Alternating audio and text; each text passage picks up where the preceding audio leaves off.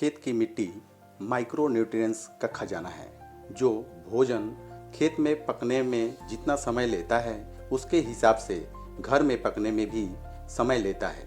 यह प्रकृति का सिद्धांत है। मिट्टी का पवित्र होती है। हमारा शरीर मिट्टी से बना है, इसलिए हमारे शरीर को जिन सूक्ष्म पोषण तत्वों की आवश्यकता होती है वह मिट्टी राख में बदल जाती है।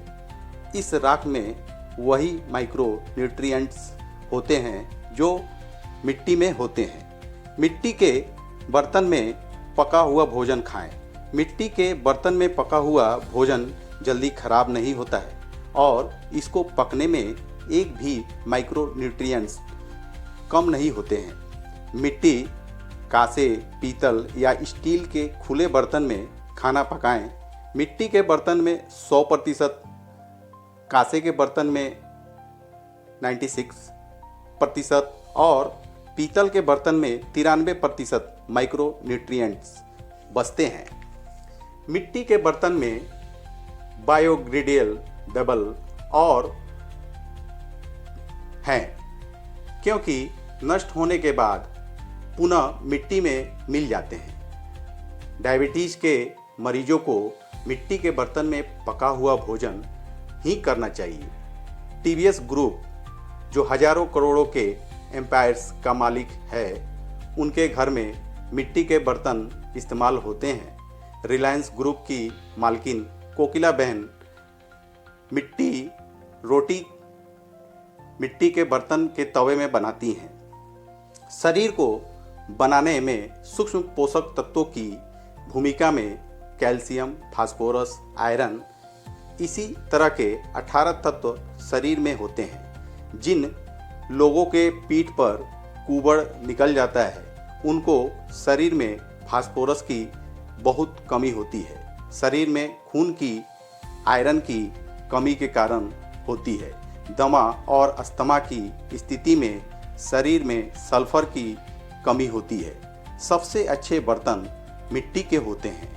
कांच के बर्तन या वस्तुएं मिट्टी में भी होते हैं, इसलिए मिट्टी शरीर के आवश्यक सभी सूक्ष्म पोषक तत्वों की माँ है।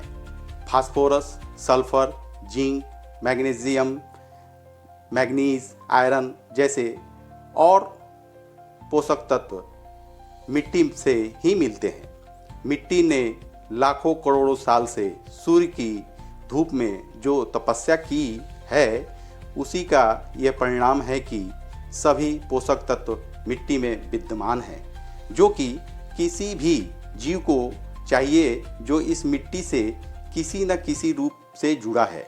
कैल्शियम और आयरन की कमी के कारण ज़्यादातर बच्चे ऑपरेशन के द्वारा पैदा हो रहे हैं या होते हैं।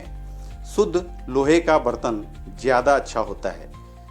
स्टेनलेस स्टील के बर्तनों की तुलना में लोहे की कढ़ाई या अन्य बर्तन साफ करने के पहले नींबू निचोड़ दे और उसके छिलके से घिस दे, उसके बाद बर्तन साफ करें। काली मिट्टी का तवा गेहूं की रोटी के लिए सबसे अच्छा होता है। लाल मिट्टी का तवा गेहूं की रोटी के लिए सबसे अच्छा होता है।